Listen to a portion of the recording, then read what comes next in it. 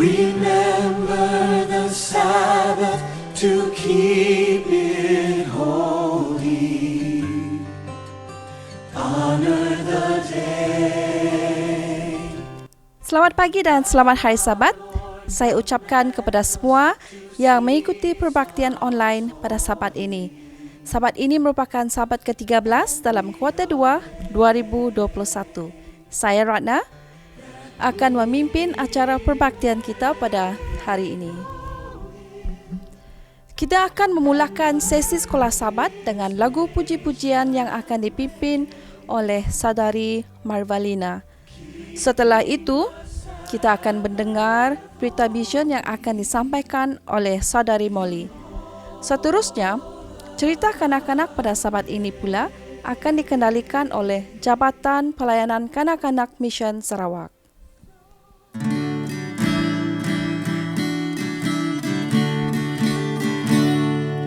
Ku hendak jadi hamba Tuhan, terimalah, terimalah. Ku hendak jalan serta Tuhan, mari tolonglah hamba-Mu ya Tuhan. Ku hendak jadi sekarang hamba-Mu ya Tuhan. Terimalah aku sekarang. Dunia ini tiada artinya bagiku, bagiku. Ku tinggalkan kesukaanku karena Tuhanku. Hamba-Mu ya Tuhan, ku hendak jadi sekarang hamba-Mu ya Tuhan. Terimalah aku sekarang. Bila ku serahkan hidupku padamu, padamu. Segarkan selalu hidupku, pimpin hamba-Mu. Hamba-Mu ya Tuhan, ku hendak jadi sekarang hamba-Mu ya Tuhan. Terimalah aku sekarang.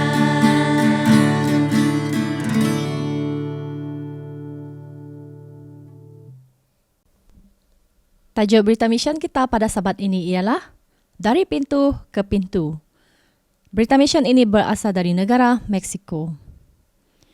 Ia semua bermula ketika saya sedang menuntut di sebuah sekolah menengah di sebuah bandar kecil di negara Meksiko yang terletak kira-kira 2 jam perjalanan memandu ke selatan sempadan Texas, negara United States of America.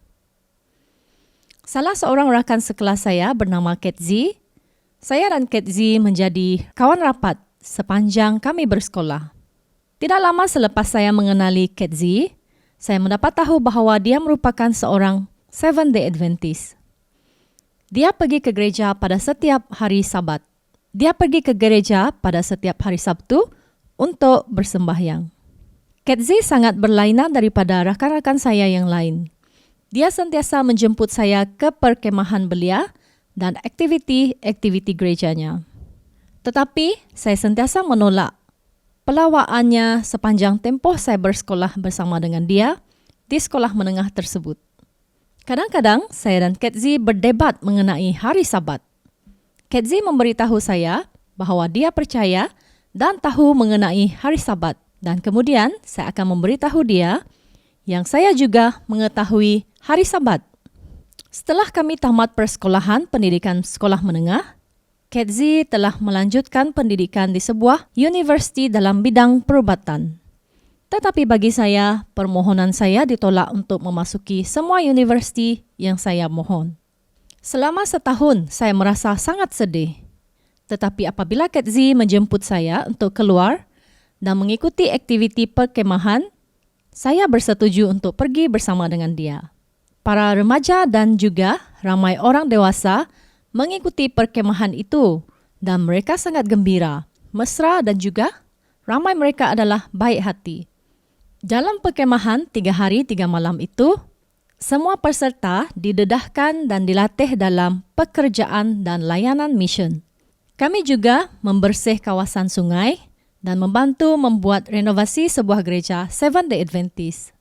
Aktiviti-aktiviti jangkauan dari pintu ke pintu untuk meyakinkan dan melayani para penduduk tempatan adalah suatu pengalaman yang sangat mempengaruhi hidup saya.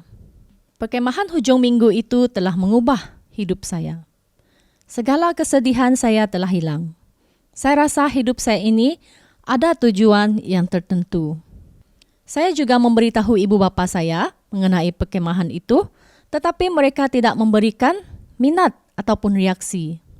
Sebulan sesudah saya menghadiri perkemahan itu, seorang mahasiswa teologi University Advent di Monte Morelos, Adventist University, melawat ke gereja selama 7 hari dan membuat evangelisasi. Saya telah mengikuti semua sesi ceramah sepanjang evangelisasi itu.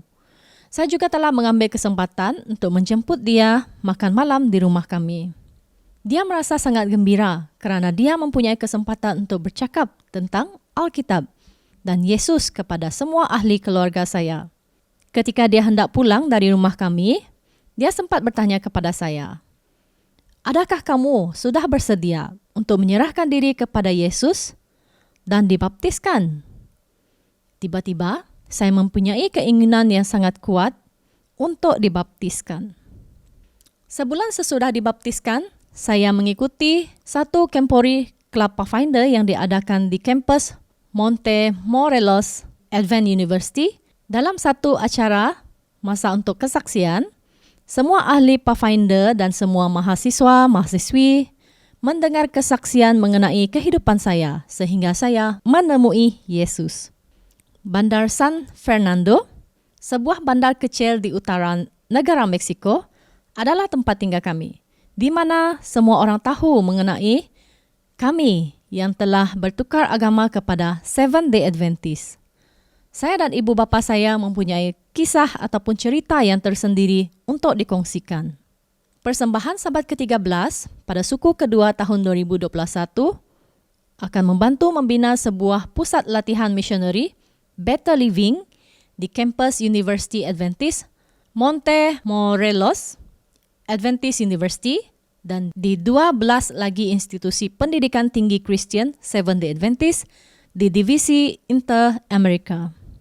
Terima kasih yang tidak terhingga terlebih dahulu atas kemurahan hati anda menyumbang kepada persembahan Sabat ke-13 suku kedua tahun 2021 yang mana akan membantu menyebarkan Injil keselamatan dan kasih Yesus kepada seluruh dunia. Terima kasih, selamat hari Sabat dan semoga Tuhan memberkati.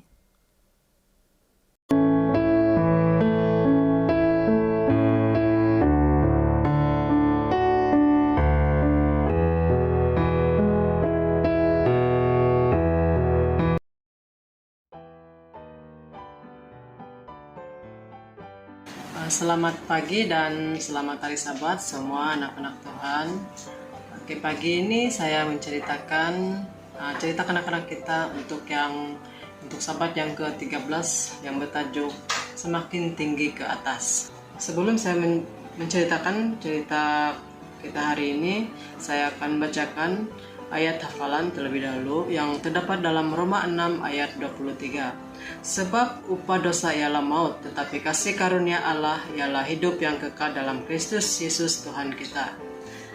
Oke, message cerita kita ialah kasih karunia Tuhan adalah pemberian hidup yang kekal atau selama-lamanya. Hari ini, hari yang istimewa untuk Elisa, pembantu Elia. Tuhan telah membisikkan ada sesuatu yang indah berlaku kepada Elia hari ini. Tuhan ingin membawanya terus ke surga tanpa melalui kematian. Ini adalah satu penghormatan yang istimewa yang Tuhan berikan hanya kepada seorang lagi, yaitu Henokh. Dan hari ini Elia membawa Elisa dalam perjalanan yang terakhir ke sekolah para rasul. Mereka berhenti di sekolah di Gilgal. Sekarang Elia merasakan dia akan meninggalkan Elisa tidak lama lagi. Lalu dia memberikan ujian selepas mereka meninggalkan para rasul di Gilgal. Tinggal di sini, kata Elia. Tuhan telah menghantar saya ke Bethel. Tetapi Elisa menggelengkan kepala dia. Dia tidak mahu Elia terlepas dari pandangannya. Demi Tuhan yang hidup, saya tidak akan meninggalkan kamu, kata Elisa. Jadi mereka meneruskan perjalanan. Tidak lama kemudian mereka sampai di Bethel. Para rasul bertanya pada Elisa, "Kamu tahu hari ini Tuhan akan membawa Elia pergi?" "Ya, saya tahu," Elisa menjawab kesedihan. "Tetapi saya tidak mau berbicara tentang itu." Kemudian Elia menguji Elisa lagi. "Tunggu di sini." Dia memberitahu Elisa, "Tuhan telah menghantar saya ke Yeriko." Tetapi Elisa menggelengkan kepalanya. Dia tidak mahu Elia terlepas dari pandangannya. "Demi Tuhan yang hidup, saya tidak akan meninggalkan kamu," kata Elisa.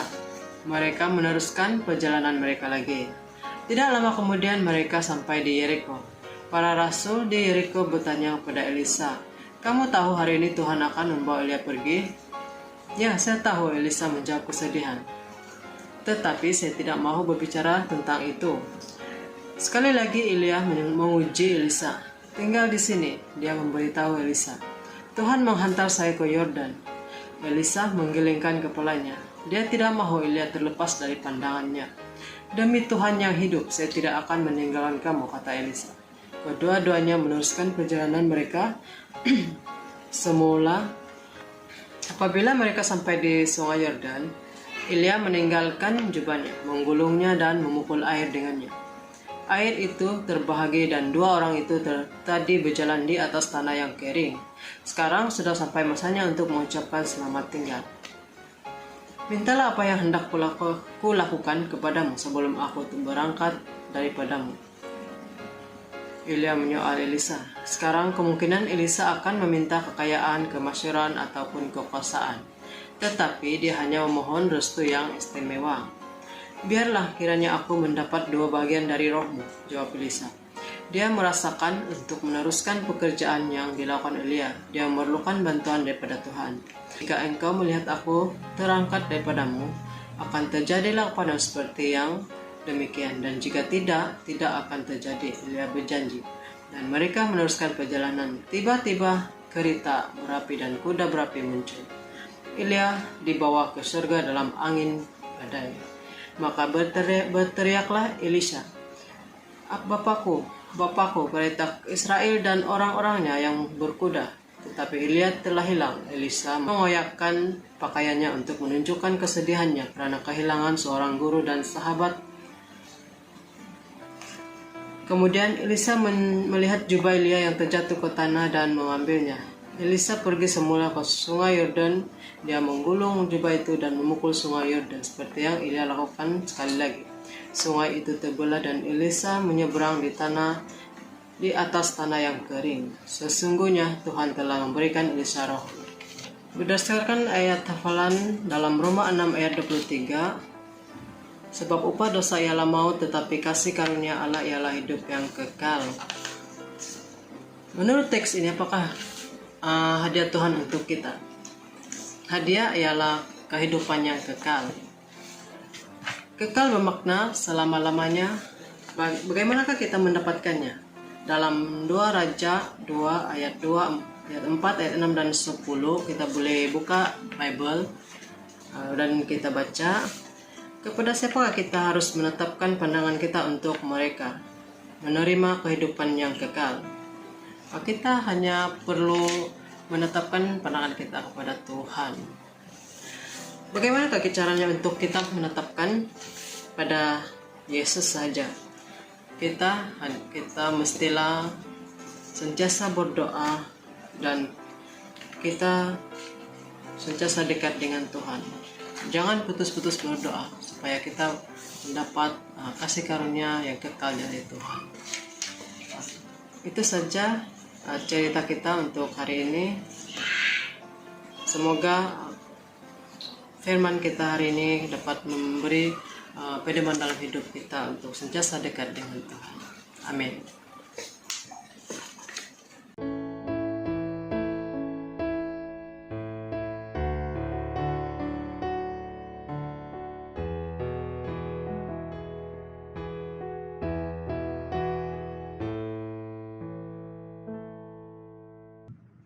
Shalom kepada semua kita dan selamat hari Sabat kepada semua kita dimanapun Anda berada.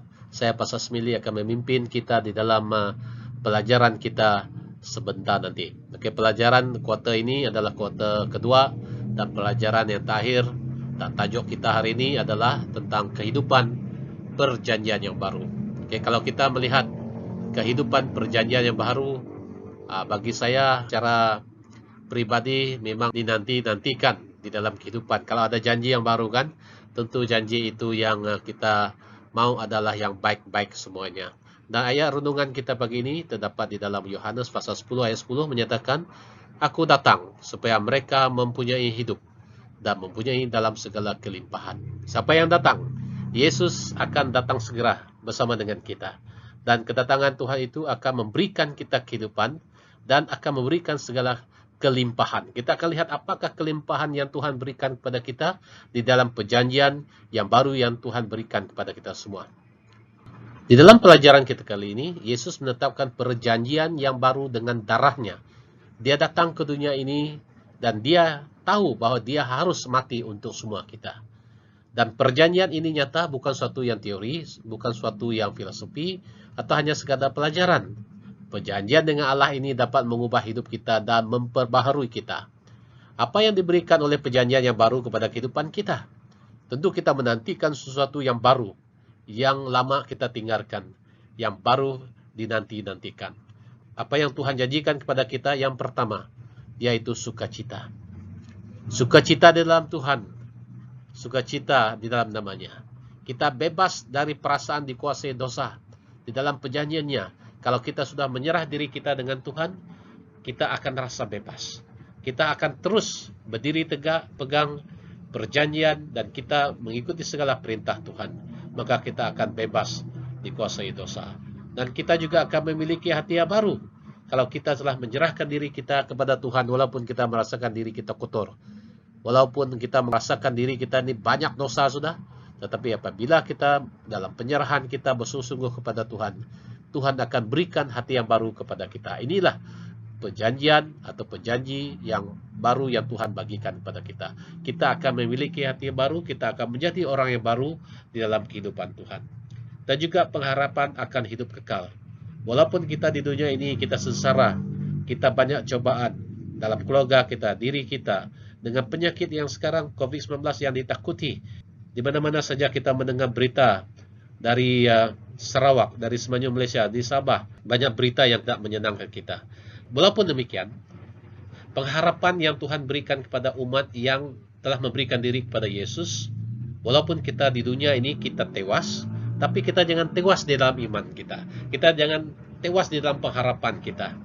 Tetapi apa yang Tuhan berikan kepada mereka yang telah berikan diri kepada Tuhan, walaupun mereka telah meninggal, walaupun mereka sengsara dalam hidup mereka, walaupun suatu hari nanti mereka tewas dalam hidup mereka, tapi mereka tidak tewas di tangan Tuhan. Sebab Tuhan akan memberikan pengharapan yang hidup kekal kepada mereka.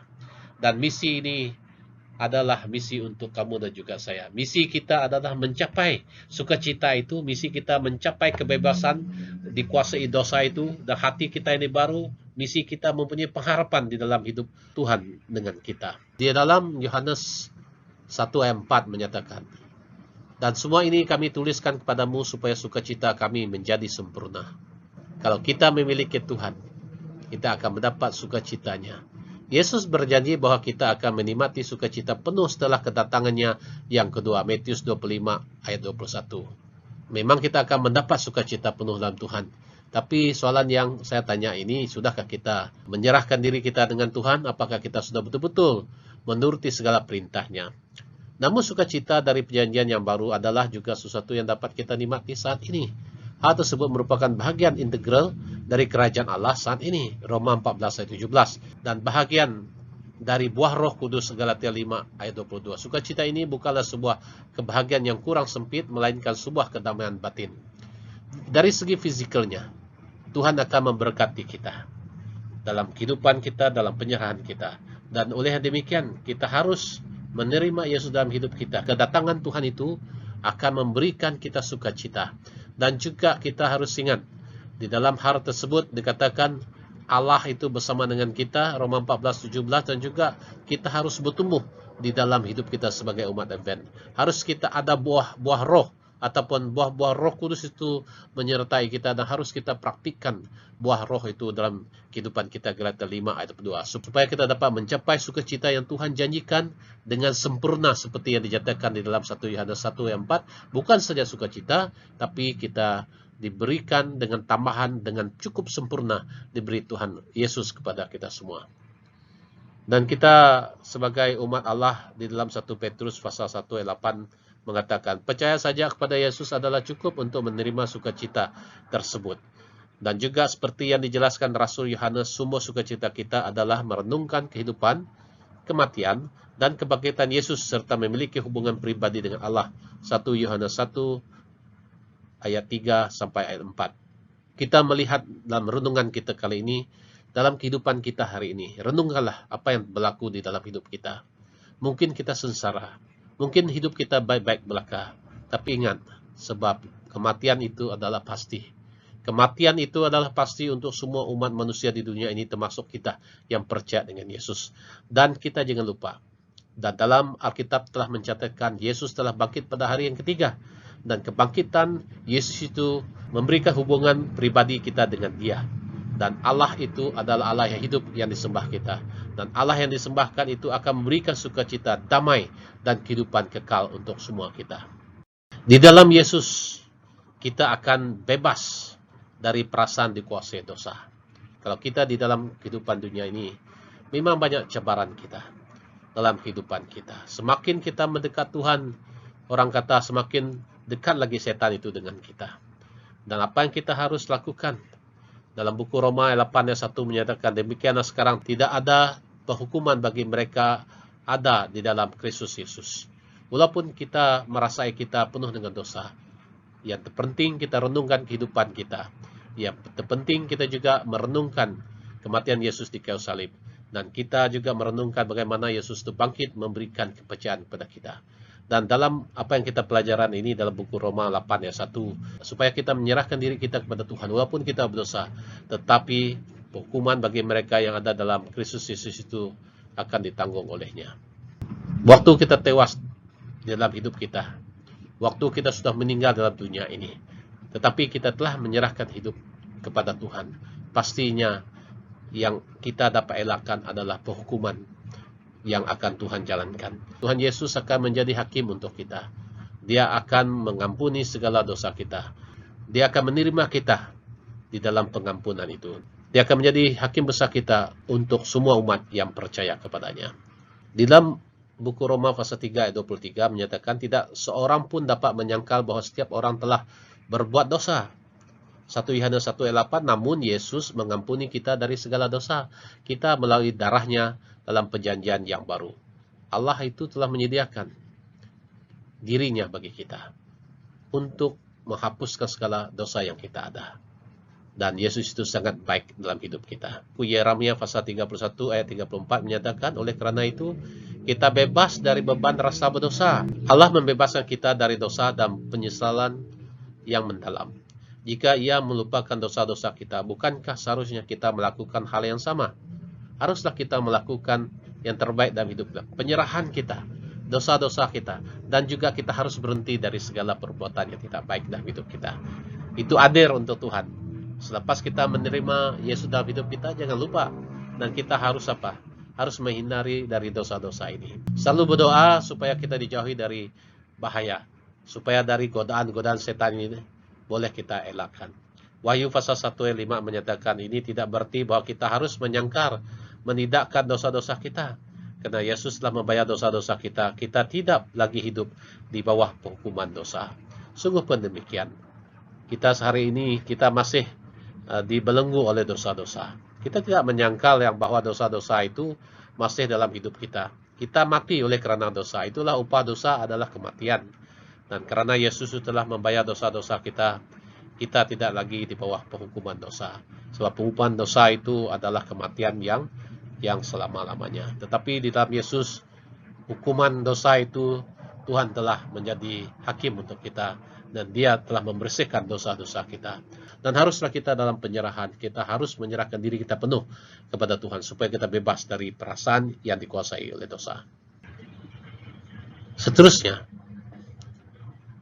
di dalam 1 Yohanes pasal 4 ayat 16, apa yang tersedia oleh Tuhan untuk semua kita? Yang tersedia oleh Tuhan untuk kita semua adalah hati yang baru di dalam kehidupan kita. Kita telah mengenal dan telah percaya akan kasih Allah kepada kita. Allah adalah kasih, dan barang siapa tetap berada dalam kasih, ia tetap berada di dalam Allah, dan Allah di dalam dia.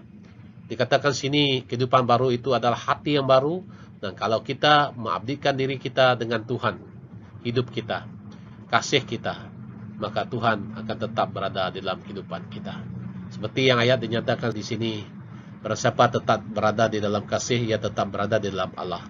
Dan oleh itu kita harus praktikkan apa yang kita miliki, apa yang Tuhan telah contohi kepada kita. Kita harus mempunyai kasih yang penuh dalam hidup kita dengan orang lain. Yeskiel 36 ayat 26 dan juga Yeremia pasal 31 ayat 33 menyatakan, hati dan perasaan kita diubahkan ketika kita mengenal kasih Allah dan percaya kepadanya. Kita diberikan hati yang baru dan cara berfikir serta perasaan yang baru. Waktu kita memiliki hati yang baru, pastinya kita mau berubah dalam apa yang di dalam hati kita. Betul kan? Kita harus berubah dari hati kita yang selama ini mungkin kita angkuh, kita sombong, mungkin hati kita selalu benci dengan orang lain. Kita harus berubah daripada hati yang tak baik itu menjadi hati yang baik. Dan cara kita berfikir dan perasaan itu harus kita ubah dalam hidup kita. Markus pasal 12 ayat 30-31 menyatakan, hukum Allah tertulis dalam loh hati kita, dan pikiran kita dipenuhi dengan kasih kepadanya dan kepada sesama. Ini yang saya nyatakan tadi, supaya kita menanamkan benih-benih kasih itu dalam kehidupan kita, dan juga pikiran kita, supaya kasih itu bukan saja kita terima teorinya, tapi kita harus praktikannya dalam kehidupan semasa kita. Di dalam Efesus pasal 3 ayat 17-19 dan juga 2 Korintus pasal 3 ayat 18. 2 Korintus pasal 3 ayat 18 menyatakan, ketika Kristus hidup dalam hati kita, iman dan pemahaman kita tentang kasih-Nya akan bertumbuh. Kita dipenuhi dengan seluruh kepenuhan Allah sehingga kita siap untuk mencerminkan tabiat Kristus itu. Dan kita harus ingat, kehidupan kita itu setelah kita menerima Yesus, kita menerima dirinya dalam hidup kita. Dan sikap kita, kasih itu harus kita ada dalam kehidupan kita. Hati yang baru itu harus dipraktikkan, sebab semua ini akan mencerminkan siapakah yang kita cerminkan? Adalah Yesus. Di dalam Yohanes pasal 11 ayat 25-26 menyatakan, jawab Yesus, akulah kebangkitan dan hidup. Barang siapa percaya kepadaku, ia akan hidup walaupun ia sudah mati. Dan setiap orang yang hidup dan percaya kepadaku tidak akan mati selama-lamanya. Percayakah engkau dalam hal ini?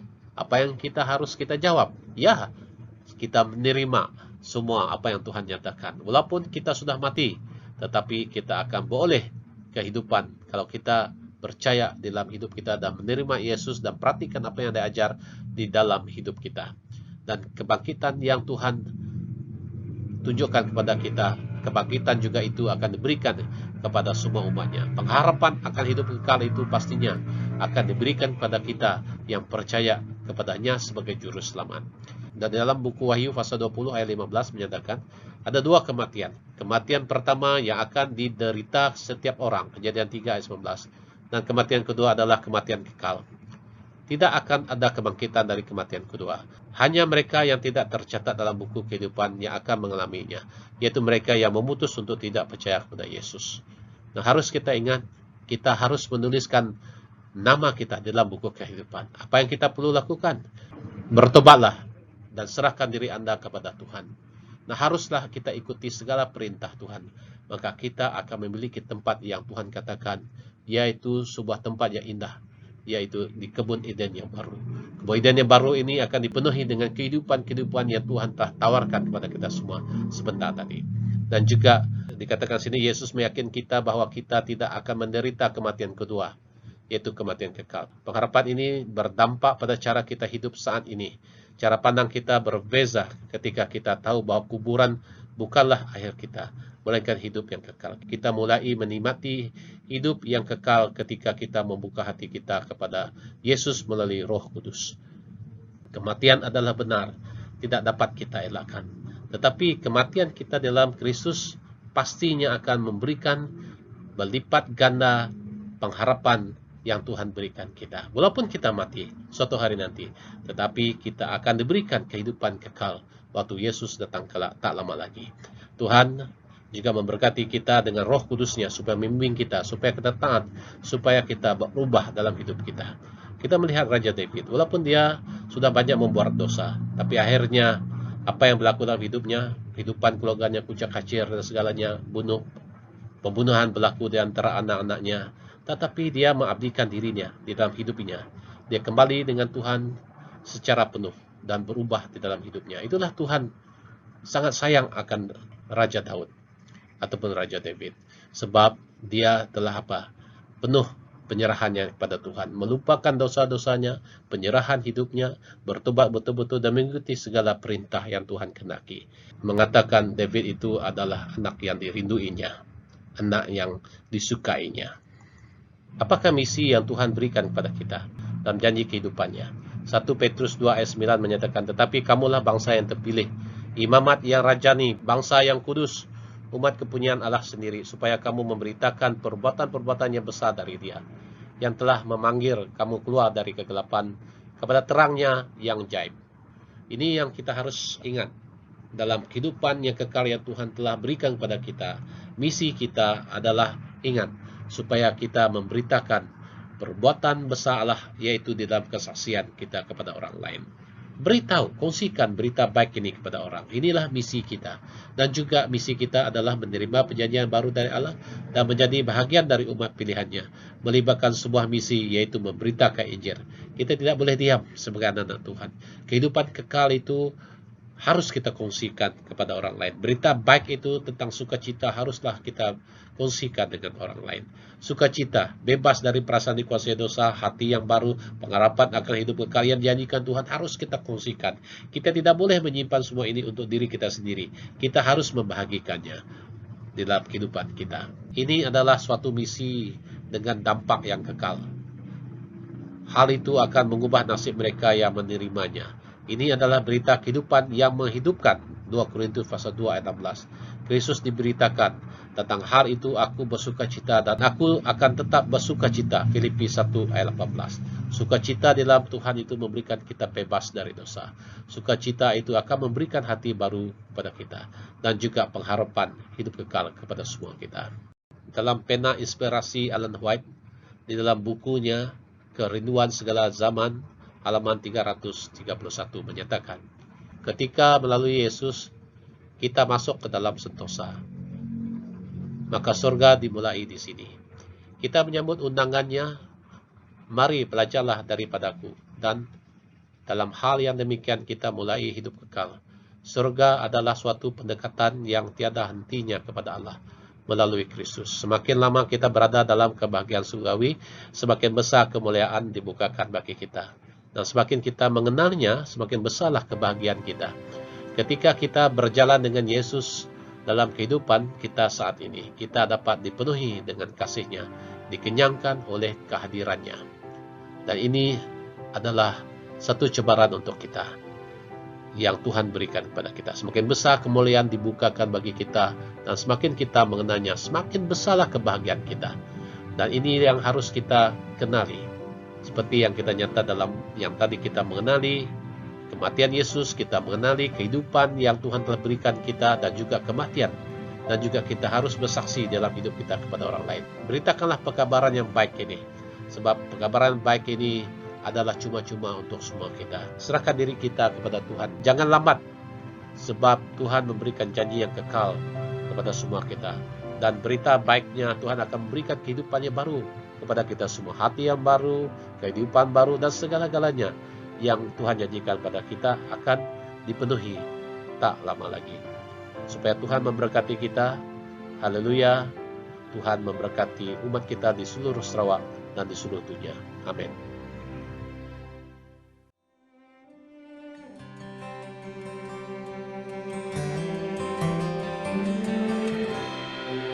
Remember the Sabbath to keep it holy.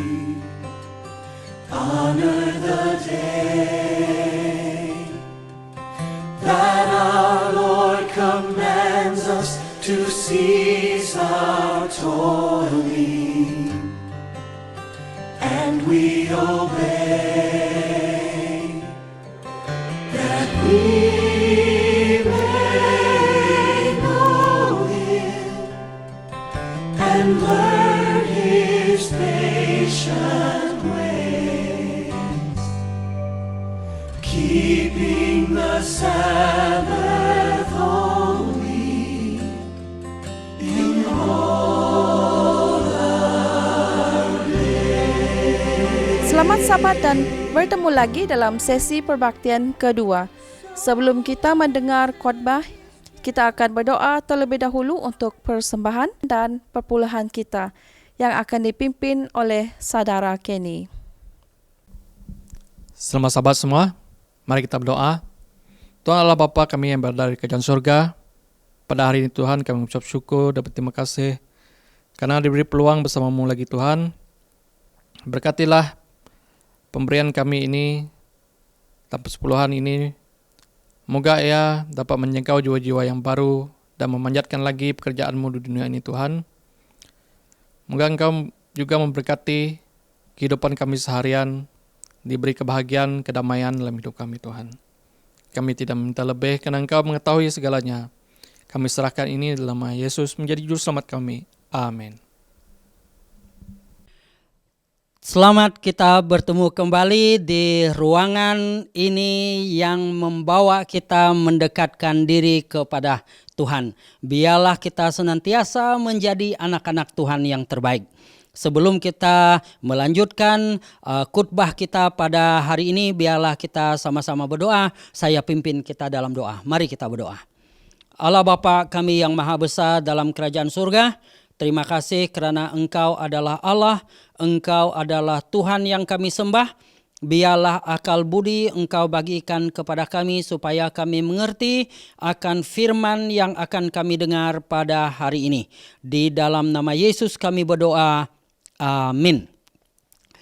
Terima kasih kepada kita semua kerana ikut serta dalam program ini, lebih lagi mendekatkan diri kepada Tuhan. Sebagai pembicara, saya adalah Pastor Jogri Anak Gala, ingin bersama-sama dengan kita mengkongsikan firman Tuhan, yaitu bertajuk masa yang tepat. Jadi masa yang tepat ini kadang-kadang kita memikirkan apa itu masa yang tepat. Sebab kita seakan-akan semua masa itu tepat, tetapi tidak. Kenapa? Karena masa yang tepat bagi kita adalah seakan-akan semua kita mahu kehendak kita itu diikuti oleh Tuhan. Tetapi ianya tidak begitu. Tetapi walau bagaimanapun keinginan kita manusia ini terlalu tinggi di dalam kehidupan. Kenapa? Kita mahu orang mengikut apa yang kita katakan. Contoh apa yang kita katakan, ini kamu buat, itu kamu buat. Susah dan senang apa yang kita kehendaki itu, kita mahu orang ikut serta. Kita mau seakan-akan kita memaksa orang lain. Tidak ada kebebasan untuk orang memilih ataupun tidak. Jadi kehidupan kita dan orang lain itu terkongkong kerana kali ini kita yang mahu orang mengikut keinginan kita, esok orang lain mau kita mengikut keinginan dia.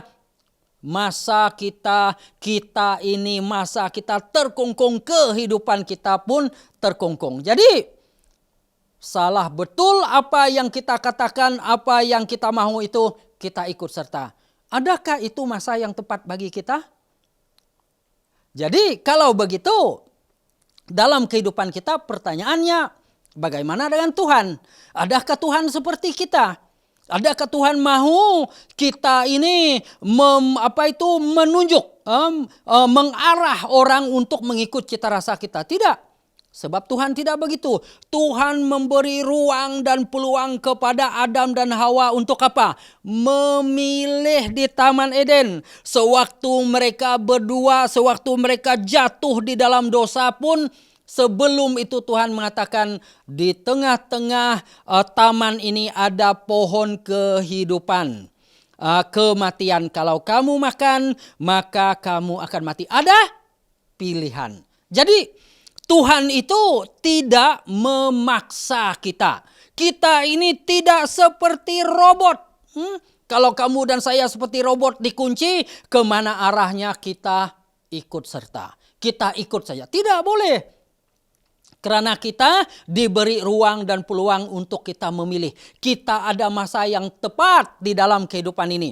Jadi kamu dan saya ada pilihan. Ada pilihan, kita ini ada apa? Ada kebebasan untuk memilih di dalam kehidupan ini. Kita ini tidak mengikut telunjuk Tuhan itu semata-mata karena dia Tuhan, kita ikut serta saja. Walaupun itu yang dikehendaki, tetapi pilihan itu masih dibagikan Tuhan kepada kita di dalam kehidupan. Jadi kalaulah begitu seakan-akan maka tuduhan setan terhadap Tuhan itu betul. Kenapa? Karena setan katakan Tuhan itu tidak adil di dalam kehidupan ini.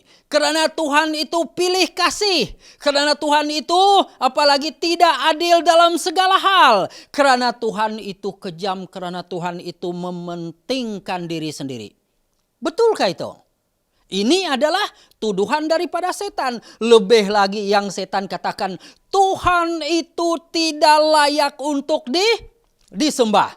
Jadi kalau begitu berarti betullah tuduhan setan kepada Tuhan. Sebab tidak ada pilihan di tangan kita. Sebab Tuhan itu memaksa kita. Nah, bagaimana dan kamu dan saya? Adakah kita memaksa orang lain mengikuti apa yang kita mau? Adakah kita memberi ruang dan peluang pilihan kepada orang lain untuk memilih? Di sini adalah sesuatu yang kita harus pikirkan. Jangan kita seperti setan menuduh Tuhan itu di dalam prinsip kehidupan dia. Mari kita lihat di dalam buku Yesaya. Apa yang Yesaya katakan di dalam buku Yesaya bagi 49 ayat 2. Mari kita buka di dalam buku Yesaya bagi 49 ayat 2 berbunyi begini. Mari saya baca untuk kita. Ia telah membuat mulutku sebagai pedang yang tajam dan membuat aku berlindung dalam naungan tangannya. Ia telah membuat aku menjadi anak panah yang runcing dan menyembunyikan aku dalam tabung panahnya. Jadi ini yang dikatakan di dalam apa? Di dalam Alkitab, di dalam buku Yesaya bagi 49 ayat 2, di mana Nabi Yesaya mengungkapkan bagaimana Tuhan itu di dalam kehidupan. Karena Tuhan itu melindungi, karena Tuhan itu membawa Nabi Yesaya ini mengenal siapa Tuhan yang sebenarnya di dalam kehidupan. Mengembalikan bahwa Yesaya ini patut dilihat dari segi struktur kenabiannya itu sebagai anak panah. Sebagai sesuatu yang patut kita lihat dengan jelas sekali. Sebab ada masanya Tuhan begitu menginginkan kita bagaimana masa yang tepat untuk kita menjalankan sesuatu. Jadi Tuhan tidak memaksa, tetapi Tuhan mencadangkan kepada kita. Maka Tuhan itu sangat mengetahui yang terbaik kepada kita. Pertanyaannya kepada kamu dan saya, bagaimana dengan Tuhan? Adakah kita bersedia seperti Nabi Yesaya?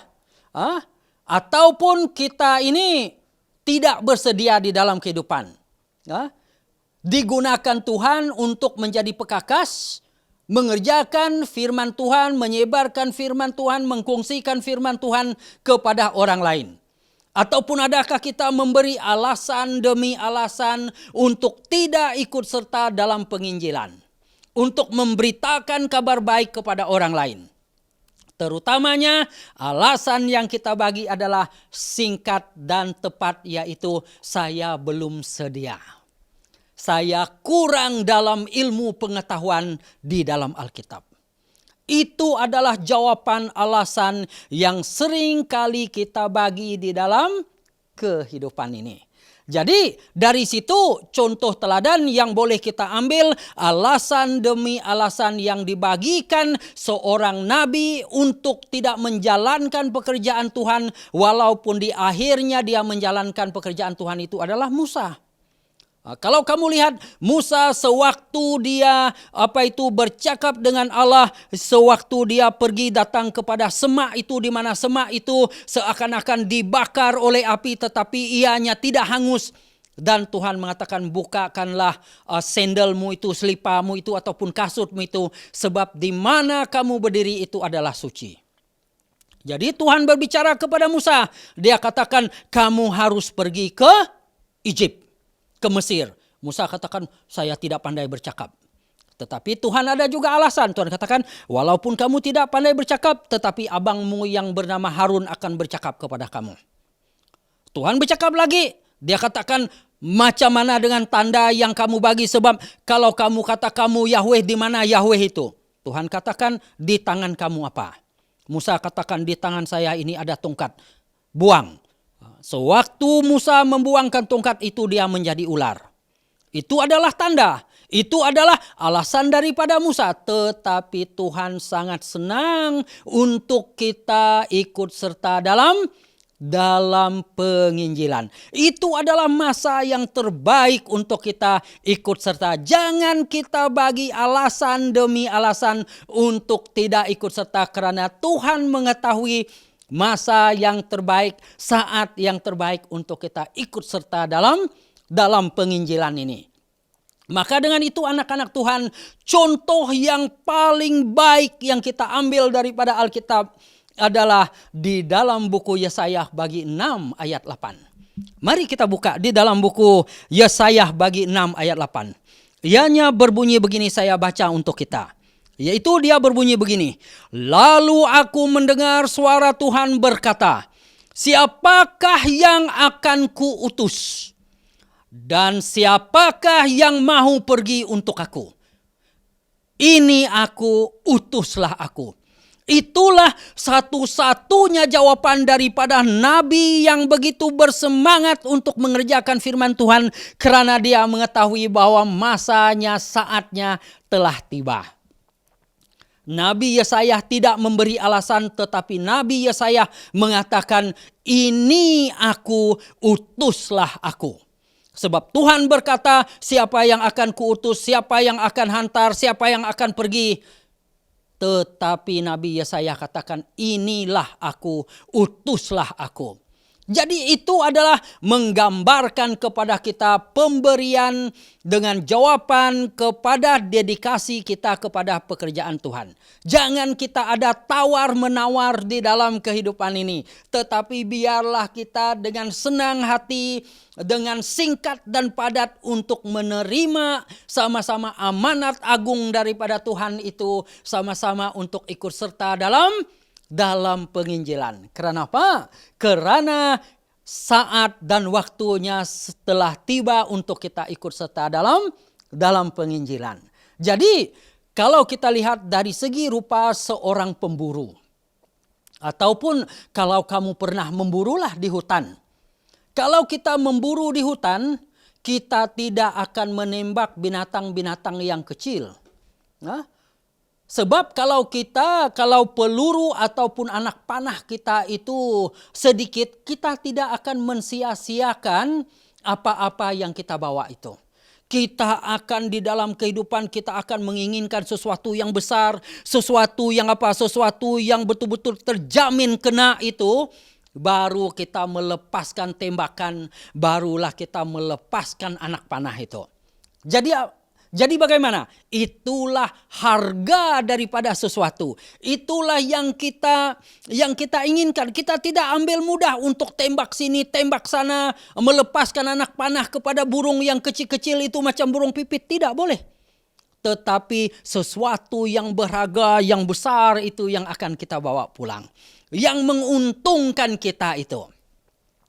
Jadi pertanyaannya kepada kamu dan saya, macam mana dengan kita? Adakah kita melihat saat dan masanya ini untuk kita ikut serta dalam penginjilan adalah menguntungkan kehidupan kita dan membawa orang lain ikut serta untuk sampai ke surga satu hari nanti. Ini adalah sesuatu yang patut kita lihat dari segi dalam kehidupan kita. Kita patut ada harga diri di dalam kehidupan. Karena apa? Karena Tuhan memilih kita daripada zaman. Sebelum kita dilahir pun Tuhan sudah mengetahui kita. Jadi kesempatan ini kita patut ambil daripada Tuhan. Tuhan mengajak kita untuk ikut serta dalam kehidupan kita, memperbaharui hubungan kita dengan Tuhan. Kita patut ambil kesempatan ini dengan sebaik mungkin. Jangan kita mensia-siakan. Jangan kita Jangan kita tidak mengindahkan panggilan daripada Tuhan itu. Tetapi biarlah kita sama-sama menjadi saluran berkat kepada kehidupan orang lain. Jadi di dalam kehidupan ini anak-anak Tuhan, di dalam buku Mazmur, mari kita lihat di dalam buku Mazmur 31 ayat 14 dan ayat 15. Di dalam buku Mazmur bagi 31 ayat 14 dan ayat 15 berbunyi begini. Saya baca untuk kita. Sebab aku mendengar banyak orang berbisik-bisik. Ada kegentaran dari segala pihak. Mereka bersama-sama bermunafakat mencelakakan aku. Mereka bermaksud mencabut nyawaku. Tetapi aku, kepadamu aku percaya, ya Tuhan, aku berkata, Engkaulah Allahku. Jadi di dalam Alkitab ini yang terbaik daripada Raja Daud adalah membawa kita senantiasa bersandar, percaya dan beriman kepada Tuhan itu. Sebab Tuhan mengetahui bila masa yang tepat pada Raja Daud. Jadi di dalam kehidupan kita, adakah kamu bersandarkan, berimankan kepada Tuhan?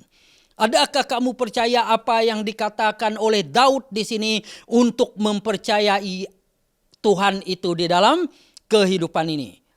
Jadi sebab Raja Daud mengetahui bahwa Tuhan itu mengenal Raja Daud dan Tuhan itu melindungi Raja Daud di dalam kehidupannya.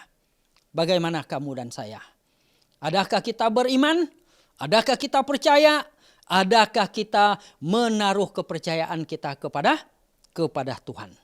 Jadi semua ini adalah beriman di dalam Raja Daud. Sebab dia percaya akan Tuhan, dia senang untuk ikut serta dengan apa yang ditunjukkan Tuhan oleh di dalam kehidupannya. Dia berkomitmen untuk ikut serta, untuk percaya kepada Tuhan.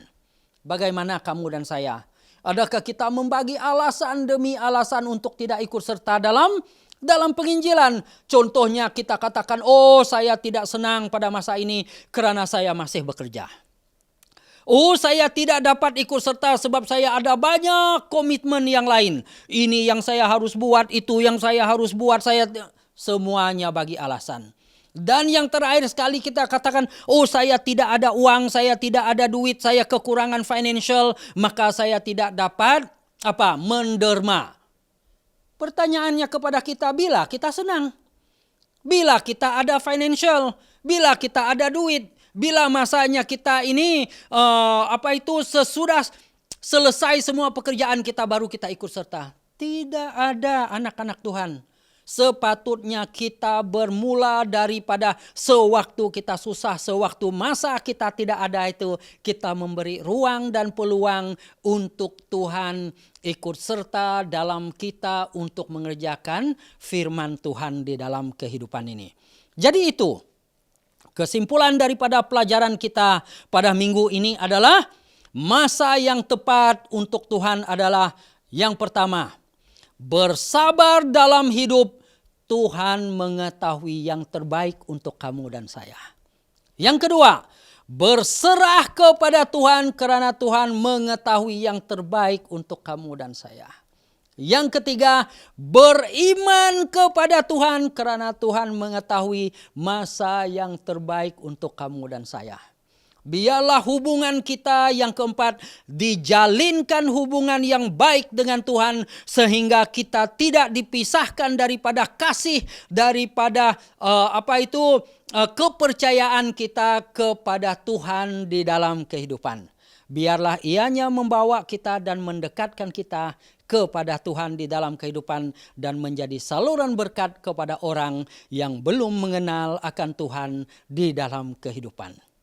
Tuhan memberkati kita semua.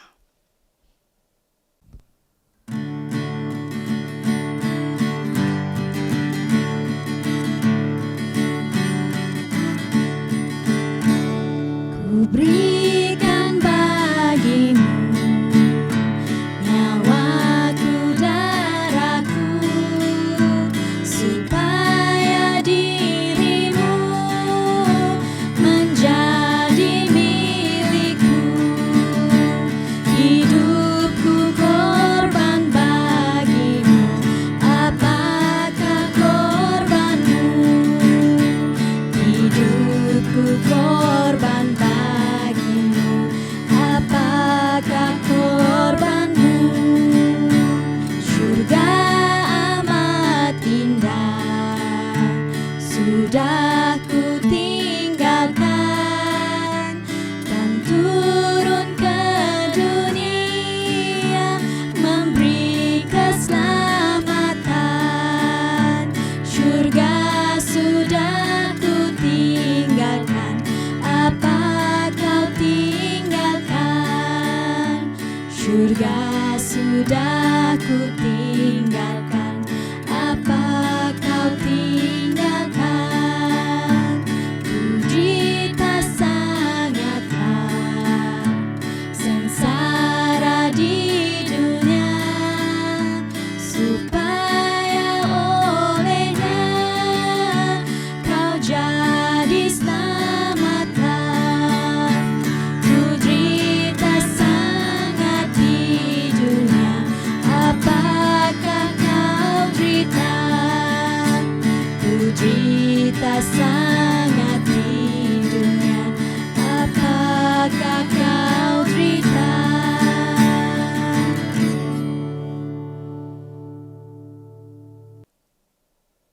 Mari kita berdoa. Allah Bapa kami yang maha besar dalam kerajaan surga, terima kasih karena Engkau adalah Allah. Kami percaya akan firman Engkau. Kami akan beriman kepada Engkau di dalam kehidupan sebab Engkau mengetahui masa yang tepat untuk kami ikut serta dalam penginjilan. Biarlah Engkau menjemput kami, biarlah hati kami dibuka dan kami rela untuk menjadi pekakas Tuhan seperti Nabi Yesaya di dalam kehidupannya, akulah yang diutus. Itulah kehendak kami, semoga berkat dan pelayanan kami diberkati di dalam kehidupan ini. Terima kasih Tuhan sebab kami layangkan doa ini di dalam nama Yesus yang menjadi juru selamat dan penebus kami. Amin. Terima kasih kepada semua kita yang sudah mengikuti perbaktian online pada Sabat ini, dan semoga kita bertemu di lain waktu. Tuhan memberkati.